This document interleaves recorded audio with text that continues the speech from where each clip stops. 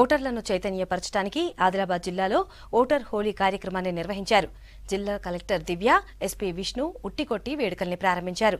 లోక్సభ ఎన్నికల్లో పెద్ద ఎత్తున ఓటర్లు తమ ఓటు హక్కు వినియోగించుకోవాలని విజ్ఞప్తి చేశారు.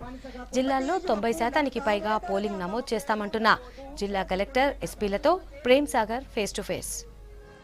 ఓటు హక్కు అనేది రాజ్యాంగం ప్రజలకు ఒక ఆయుధాన్ని ఇచ్చింది. అయితే ఎన్నికల రోజు చాలామంది ఓటర్స్ ఓటు వేయకుండా ఒక సెలవు దినంగా భావించి ఉంటుంటారు. దీన్ని నేపథ్యంలో ఆదిలాబాద్ జిల్లా యంత్రాంగం ఒక ప్రత్యేకమైన కార్యక్రమాన్ని హోలీ రోజు చేపట్టింది. హోలీ రోజు ఓటర్ హోలీ అనే కార్యక్రమాన్ని నిర్వహిస్తారు. ఆదిలాబాద్ జిల్లా కలెక్టర్ మనతో ఉన్నారు. మేడం, ఏం మెసేజ్ ఇస్తున్నారు? చాలా మంచి ప్రోగ్రామ్. ఈ ప్రోగ్రామ్ ద్వారా ఏం మెసేజ్ ఇస్తున్నారు ఓటర్స్?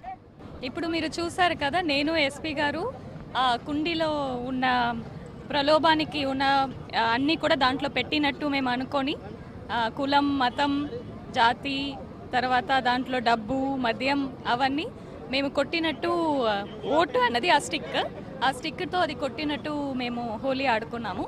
సో అదేవిధంగా ఓటర్ కూడా ఏ ఒక్క ప్రలోభానికి లొంగిపోకుండా వాళ్ళు కూడా ఓటు వేయాలని మేము కోరాము. అదేవిధంగా ఐ విల్ ఓట్ అని ఒక బోర్డు ఏర్పాటు చేసి దాంట్లో మేము మా ఫిస్ట్ ముద్రని పెట్టాము. సో మేము ఖచ్చితంగా ఓటు వేసామని దానికి ఒక ఐడెంటిటీ కోసం అలా పెట్టడం జరిగింది. సో ఎన్నికలు కూడా ఒక పండగనే, మన ప్రజాస్వామ్యంలో అది కూడా ఒక ముఖ్యమైన పండగ కాబట్టి అందరూ కూడా పాల్గొని ఓటు శాతంని ఖచ్చితంగా పెంచాలన్నది మా ఒక ముఖ్య ఉద్దేశం. మేడం, అంటే లాస్ట్ టైం ఓటర్ సంఖ్య కూడా పోలింగ్ అనేది గణనీయంగా పెరిగింది. ఈసారి కూడా ఇంటింటికి సర్వే చేపట్టారు. సో పోలింగ్ పర్సెంట్ ఎట్లా ఉంది? 14.78 ఉండే, ఏమైనా పెరిగే అవకాశం ఉందా? పోలింగ్ శాతం కూడా ఎట్లా ఉండబోతుంది సార్? ఇప్పుడు 2014లో మన అసెంబ్లీ కాన్స్టిట్యుయెన్సీలో 63% ఉంది. మనం 83%కి తీసుకొని వచ్చాము. ఈసారి మన గోపి సబ్ కలెక్టర్ గారు అండ్ 150 వాలంటీర్స్ ఇంటింటికి తిరిగారు. 26,000 ఇంటికి తిరిగారు.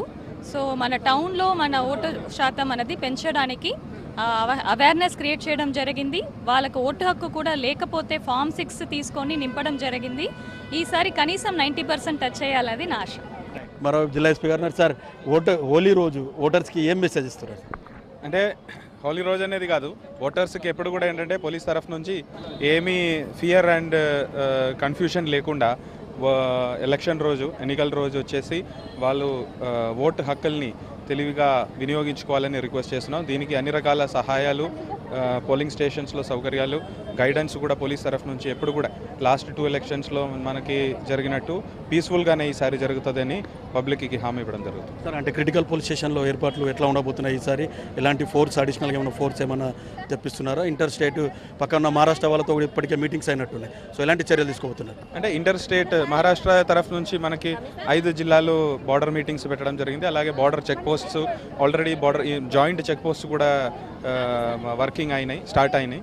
సో ఇది కాకుండా మనం క్రిటికల్ పోలింగ్ స్టేషన్స్లో CCTV cameras, extra forces and cluster patrolling లాంటి చర్యలు మనము తీసుకున్నాం. ఇంతవరకు మనకి ఎక్కడ కూడా ఏమీ ప్రాబ్లం లేకుండా మన జిల్లాలో ప్రశాంతత అనేది ఉంటుంది.